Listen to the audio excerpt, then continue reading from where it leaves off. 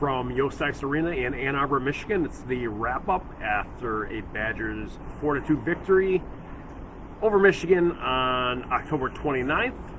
I'm Todd Milewski from the State Journal, joining you after what I have to imagine is the blueprint for how the Badgers are going to have to get victories this season. A lot of hard work, some good goaltending, frustrating forechecking, I would say, a lot of the time tonight. Gritty play, and just enough timely goaltending, timely goal scoring to get them to the finish line. The Badgers got goals from Caden Brown and Tarek Baker in the first and second periods, respectively, to stake them to a 2-0 lead after two.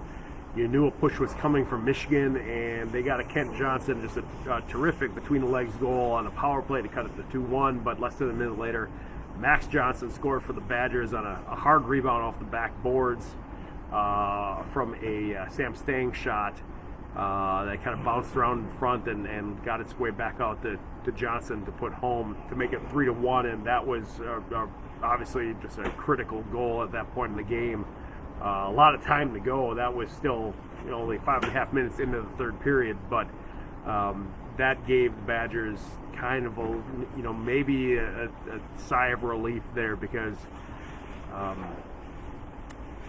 like I said, you knew the pressure was coming from Michigan. They have the talent to score 3 goals pretty quickly, and they got 2 in the third period. Not enough. Mackie Samoskevich scored halfway through the third period to make it 3-2, and that was made it white knuckle time for the Badgers for a few minutes. The game opened up a little bit, which probably, I think, 9 times out of 10 will favor Michigan. I know the Badgers, I don't know. I think the Badgers wanted to play a little bit more open than they did last week against St. Cloud. Older, heavier team. I've mentioned it here before that I think that's not a great matchup for Wisconsin, and this series, and as the Badgers get in the Big Ten, is a little bit more of the style that they're looking to have, and it did open up and go a little back and forth for a while in a way that Badgers probably wouldn't have liked, holding a lead in the third period, but they got to the finish line. Brock Caulfield scored his first goal of the season into an empty net with just over 2 minutes left, something like that. It says 18 minutes on the box score, but I had 2:01 in my notebook. Either way, and that made it 4-2, and that was the final score. Cameron Rowe made 32 saves, and he got the reward that Jared Rowe, also deserved last night. He got the win, where the Badgers, just couldn't get any offense going. Finishing in Thursday night's game, they did that on Friday, and they leave Yost with a split, which is, all things considered, a pretty good result for them. They're still 3-5, but they're 1-1 in the Big Ten, and they need to get road splits. You win as much as you can at home, and you try to split on the road, and that's a pretty good formula in the Big Ten to finish in one of the upper half spots.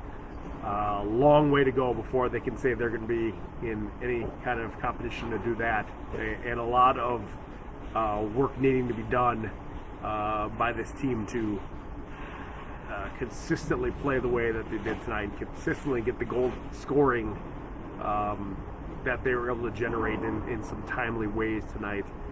And I want to just highlight that again. I'm thinking of 2 of them.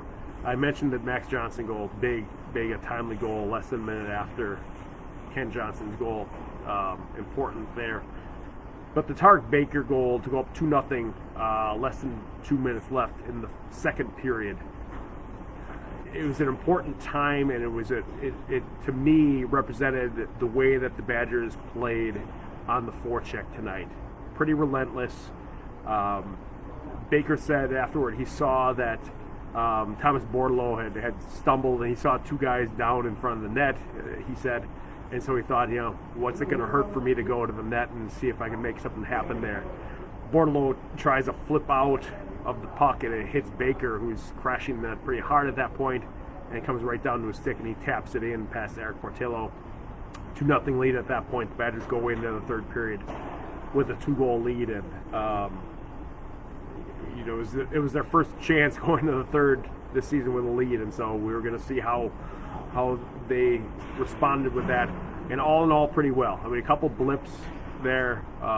Michigan had some good chances and put a couple in, but it was kind of third period that you would imagine it would have been if you're trying to see a game to the finish against a really powerful offense like Michigan. You're going to give them their chances. You're going to hope they come from the outside, and you're going to try to just see things through to the end, and that's what the Badgers did tonight.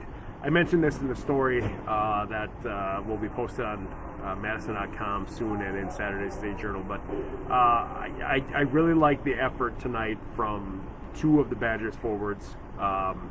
Jack Gorniak was one, Caden Brown was another. Caden Brown scored less than 4 minutes into the game to give the Badgers the lead, and he was in the offensive zone. He was really noticeable throughout the game tonight, which is a big point for him, I think. Getting himself settled into a big series like this as a freshman. And then Jack Gorniak used his speed well and forced Michigan into some passes that would probably look a little hastier than they wanted them. And if Gorniak can do that more often, he has just really great speed, and if he can use that to create pressure and to create bad passes from the other team, that sets up a lot for him. He may not score a ton, but if he's going to do that, that's a really valuable thing for the Badgers. So keep an eye on that going forward. If Gorniak keeps that going, he's gonna be a really valuable piece to the Badgers here going forward. I think that's going to wrap it up here from Yost. The Badgers are back home at the Kohl Center next Friday and Saturday to play Minnesota. The Gophers, as Tanner mentioned in a comment here earlier, thank you for the update, Tanner, have now gone final, a 4-1 victory over Notre Dame. And they play again tomorrow night before the Gophers come to the Kohl Center, and we'll be back on here on Facebook after that Friday night game, and hope you can join us there, and I hope you check out the stories on madison.com and in the State Journal, and make sure you check into becoming a subscriber. If you want to go to go.madison.com/Todd, that gets you right to the subscription page. We've only got a couple days left of the $1 for 6 months deal, so make sure you grab that before it's gone. So appreciate you joining me here. Thanks as always, and we'll catch you next week. Have a good night.